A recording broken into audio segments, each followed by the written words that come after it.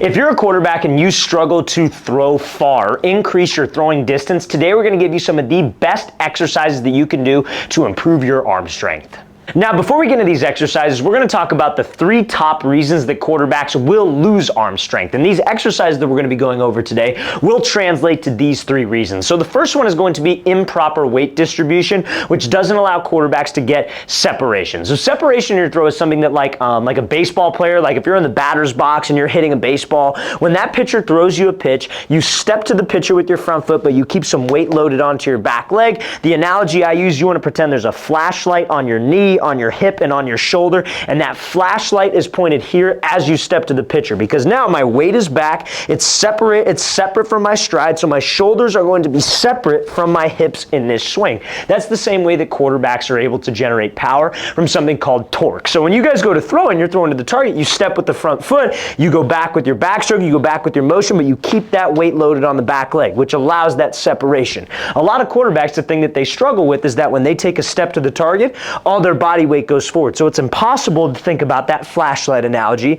Their shoulders are leaning forward, and it's almost like their hips and shoulders are coming through at the same time, pushing the ball, which AKA is no separation and no power. So that's something that quarterbacks will do that limits their arm strength. Second thing is going to be improper base. So when you're in your base, obviously quarterbacks know that power comes from their legs, their hips, and their core. And a lot of quarterbacks, especially in the gym, work so hard on their legs, but in their base, because they're trying to be so power-minded, they will have this like almost knees over toes position. They're in a quad dominant position instead of a glute dominant position. Guys, when we throw, we want to try to keep my shins as straight as possible. So if you guys are here and your knees are past your toes and you go to step to the target, you can't rotate. So usually guys will lock out, and when you lock out, all that energy, instead of going towards the target, shoots up. That can make my ball inconsistent, but also will help me lose power. And then last but not least, a lot of quarterbacks will get into a base. They'll try to generate power, but they simply overstride with their front foot, and it takes forever for the foot to get down, preventing hip rotation. So these next 3 exercises that we're going to go over will correct all of those habits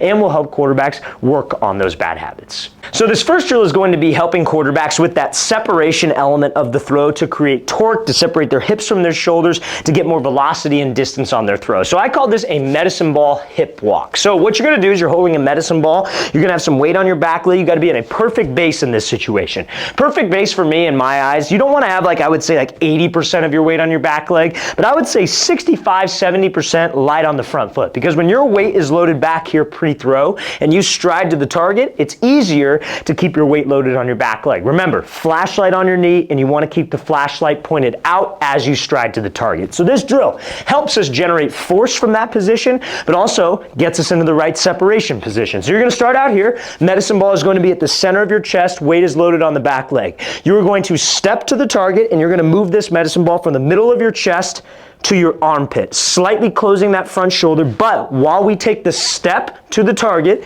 where do you think your knee wants to face?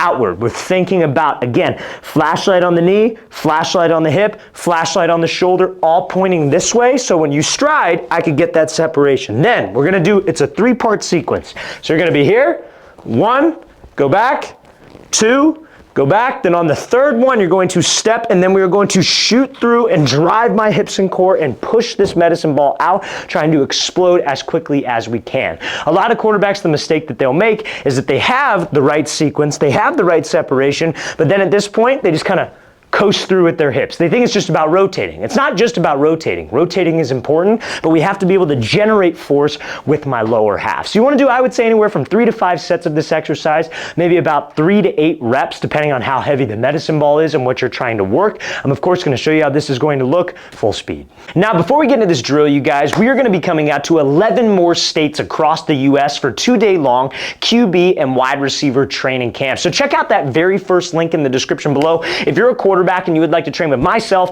and my staff of coaches this off season. Next up, we're going to be coming out to Portland, Oregon. Then we'll be heading out to Dallas, Texas, Nashville, Tennessee, Chicago, Illinois, Buffalo, New York, Atlanta, Georgia, Houston, Texas, Philadelphia, Pennsylvania, Detroit, Michigan, Boise, Idaho, and Los Angeles, California. So guys, you want some more information, you're local to one of those cities, check out that very first link in the description below. We'd love to have you there. Let's get back to this exercise.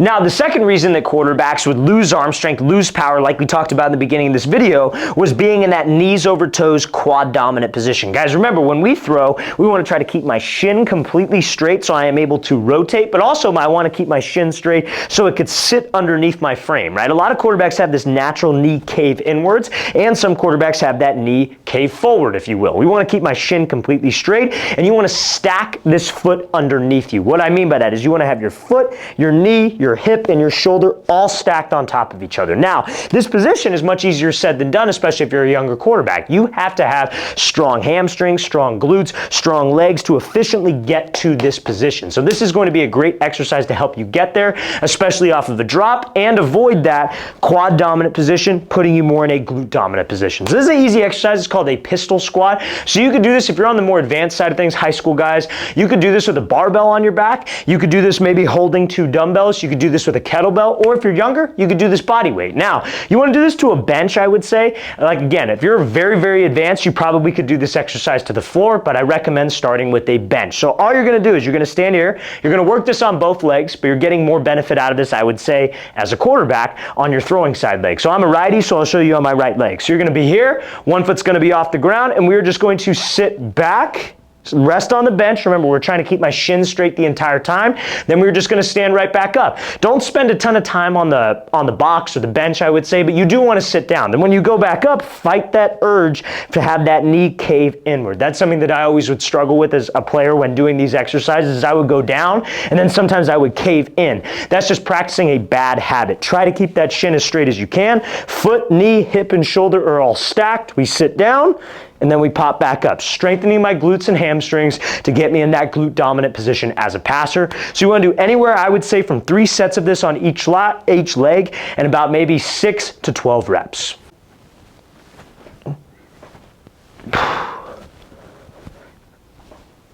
Now, the last reason that we talked about in the intro clip of this video was quarterbacks will lose power simply because they have a long front stride, right? So when you take this long front stride, because remember, as quarterbacks, we're rotational athletes, right? We want to generate rotational force from my hips and my core, but remember, we want to be able to have separation like a baseball player, like a baseball hitter, if you will. Shoulders are back, hips got to rotate through before the shoulders do. Now, the long stride's a problem because it kind of throws off the timing of the sequence, right? You go back with your shoulders, you're here, but if that front foot is not getting down, your shoulders are going to do the same thing regardless. The timing of the foot strike is what allows your hips to rotate through before the shoulders do. So if this takes a while to get down, what ends up happening is that your shoulders are open, there's no separation, and you're here with the throw. Shoulders, like shoulder, elbow, ball, are all ahead of your back hip and your back leg. So how can you work on a long stride in the gym? I don't really think that there's anything you could do for a long stride in the gym other than obviously just repping out the motion. So that's more so something you'll do on the field, indoor facility, in the gym. You could do this with a towel, whatever.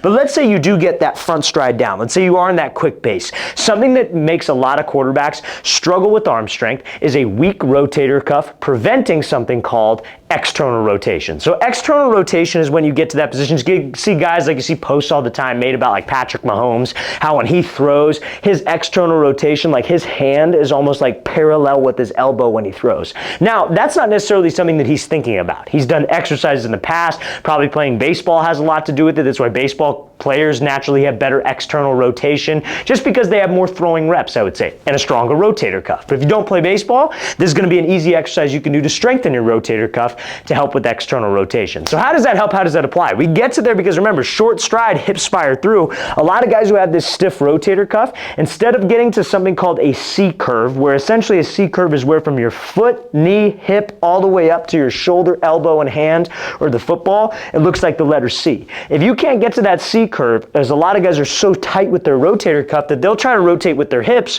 but their arm stays like this. They have no external rotation. And that has a lot to do with a weak rotator cuff and an immobile rotator cuff. So this next exercise is going to be called a flex T hold and flex T inward and outward rotation to help you guys with that mobility in your rotator cuff, but also strengthen your rotator cuff, okay? So what you got? You can do this with 5-pound plates if you're on the more advanced side of things, like older high school, maybe junior, senior, college player. If you're on the younger side of things, I recommend doing this with like 2.5-pound plates, but you could also do this without plates if you're on the beginner side of things. So all you're gonna do, first part of this like routine, because it's gonna be a little bit of a routine, is you're gonna hold your arms up at 90 degrees and you're just gonna simply walk in this flex T position, holding these weights. That's for strength in the rotator cuff. Now, when it comes to the inward and outward rotations, we're gonna show you how that should look, full speed in a second, but you're gonna be here 90 degrees. You're gonna do 20 reps where you take the plates, do this with your hands, whatever, and you turn your palms outward. Turning the palms outward 20 reps, and then you're gonna do 20 reps where you turn the palms inward. So that works on mobility of your rotator cuff to obviously, and a little bit of strength obviously, because you're gonna feel a burn in your shoulder, but it helps us get to that external rotation point. And also, it's great for rotator cuff health. So I'm gonna show you how that should look with weights, full speed in a second. But again, guys, great routine that you could do to help with external rotation for more velocity and distance on your throws. Now, playing the quarterback position, guys, is more than just arm strength, right? You also have to be the smartest player on the field, and you need a high football IQ. So if you're a quarterback and you want to learn how you can read defenses, check out that second link in the description below. I break down over 500 different clips of film, drawing on the screen, hey, this is this coverage, this play works here, this is a weakness of this coverage, etc. All for quarterbacks to understand how to read a defense. Because guys, if you know what your opponent is doing before they do it, that's going to give you the edge, especially if you don't maybe pass the eye test or have the strongest arm in the world. So guys, again, if you want to improve your football IQ, want to get better at reading defenses, check out that second link in the description below. Let's get back to this flex T exercise.